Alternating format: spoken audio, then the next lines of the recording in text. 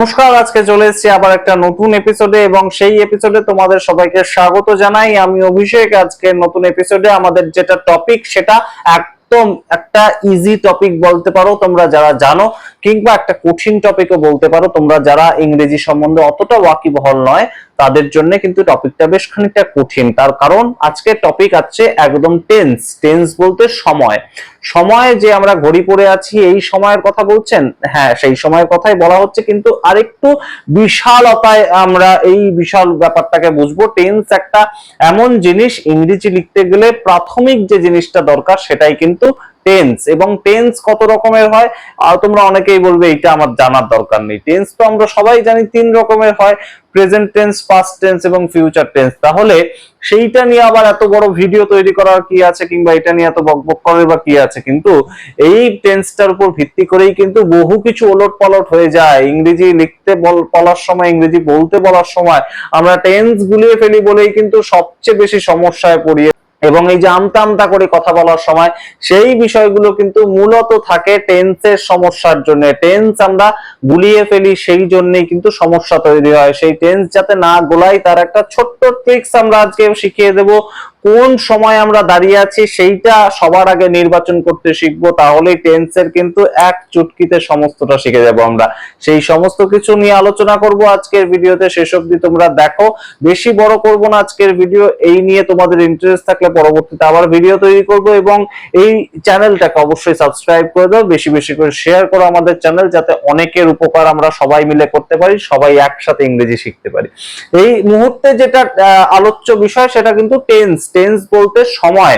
সময় বলতে কি বলতে চাইছেন স্যার? সময় তো ঘড়িতে থাকে, কিন্তু সময় হচ্ছে আমরা যে সময়টা দাঁড়িয়ে কথাটা বলছি, কিংবা যে সময়ের কথা আমরা বলতে চাই, সেটা পাস্ট টেন্সে হতে পারে, সেটা ফিউচার টেন্সে হতে পারে। যারা একদমই জানো না তাদের জন্য একবার বলে দিই, প্রেজেন্ট টেন্স মানে আজকের সময়টা কিংবা এখনকার সময়টাকে বলা হচ্ছে প্রেজেন্ট টেন্স।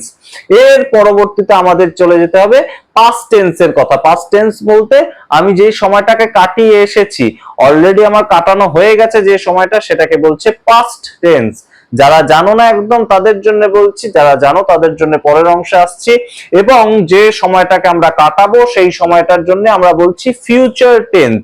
এই তিন ধরনের টেন্স হয়। টেন্স বলতে সময়। সময়কে আমরা তিনটে ভাগে ভাগ করতে পারি।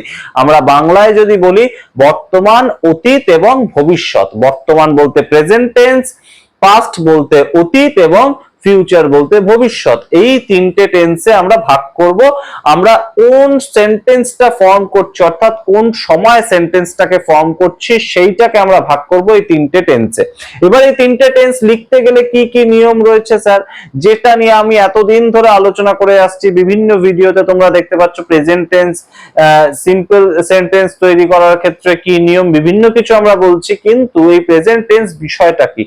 আমি আজকে দাঁড়িয়ে কোনো কাজ করছি, বা এখন আমি দাঁড়িয়ে কোনো কাজ করছি, বা আমি যে কাজটা রোজ করি, সেই বিষয়গুলো হচ্ছে প্রেজেন্ট টেন্সের মধ্যে পড়ে। বা এখন বৃষ্টি পড়ছে, আজকে সকাল থেকে বৃষ্টি পড়েই যাচ্ছে, আজকের বিষয় যেটা বলছি, যেটা এখনো প্রেজেন্ট, সেই বিষয়টাকে আমরা বলছি প্রেজেন্ট টেন্স। অর্থাৎ এখনো যেটার একদম রীতিমতন শ্বাস আছে, যেটার এখনো পর্যন্ত কাজ চলছে, সেইটাকে আমরা বলি প্রেজেন্ট টেন্স। ঠিক?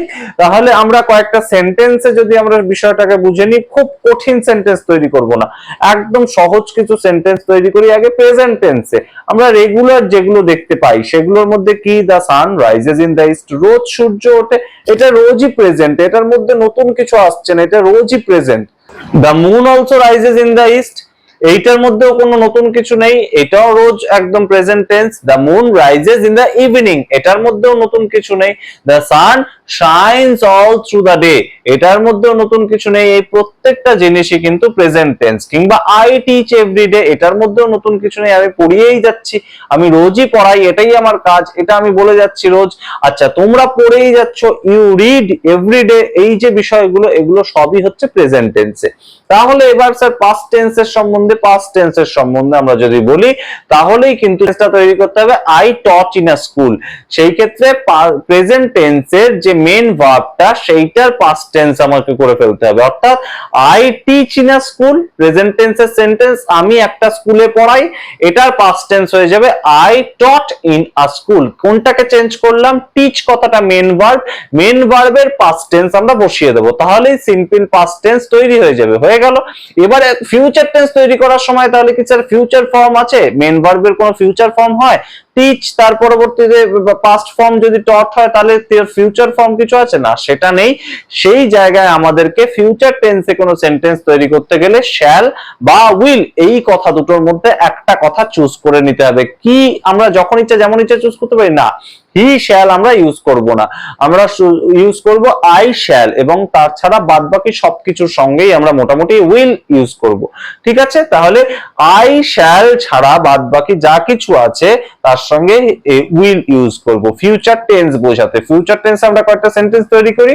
We will see the match, we will see the cinema, we will play in your school, আমরা তোমাদের স্কুলে খেলতে যাব।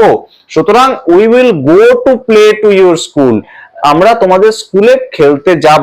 You will do good in mathematics, এই ধরনের কথাগুলো যে আমরা বলছি এগুলো হচ্ছে ফিউচার টেন্স। তাহলে তিনটে টেন্স মূলত, যেটা আমরা এখন করছি কাজটা বা এখনের সময় বোঝাতে চাইছি সেটা প্রেজেন্ট টেন্স, যেটা আমরা পাস্টের সময় বোঝাতে চাইছি সেটা পাস্ট টেন্স, এবং যেটা পরবর্তী হবে এখনো হয়নি কাজটা সেটা হচ্ছে ফিউচার টেন্স। এই তিনটে ক্লাসিফিকেশন মূলত ইংলিশে আমাদের শিখে রাখতে হবে।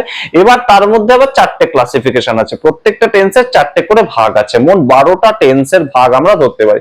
মূল তিনটে ভাগ, তার মধ্যে চারটে ক্লাসিফিকেশন আছে, সেই চারটে আজকে শেখাবো না, শুধু নামগুলো বলে দিই। প্রেজেন্টের মধ্যেও যে চারটে ভাগ, পাস্টের মধ্যেও সেই চারটে ভাগের একই নাম, ফিউচারের মধ্যেও সেই চারটে ভাগেরই একই নাম। কি কি নাম?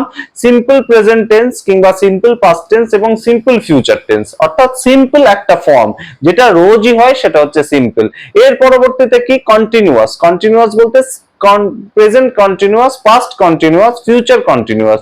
সেটা কি? এই মুহূর্তে যেটা হচ্ছে, কিংবা এর আগের মুহূর্তে যেটা হচ্ছিল, কিংবা এর পরের মুহূর্তে যেটা হবে, সেই ক্ষেত্রে আমরা present continuous, past continuous, future continuous use করব। তার পরবর্তীতে আমরা কিসে যাব?